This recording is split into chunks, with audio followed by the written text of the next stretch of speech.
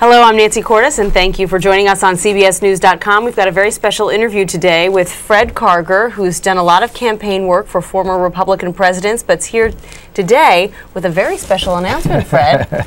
What's the news? Well, Nancy, thank you. It's a pleasure to be here. I just left the Federal Election Commission office at 999E, and I submitted my paperwork. I filed to run for President of the United States. Congratulations. How did it feel?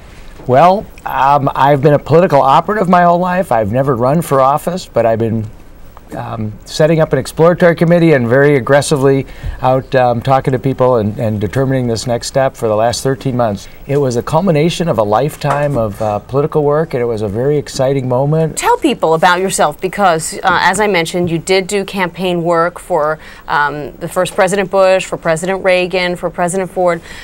Tell us what you've been doing since then and why you think that prepares you to be President of the United States.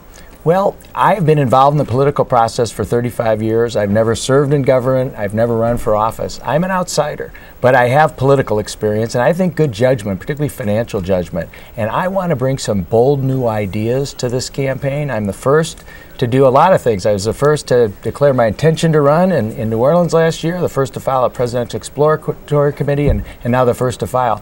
I want to talk about the economy and jobs first, keeping jobs in America, and I want to talk about reforming our education policy. What is it that makes you a Republican?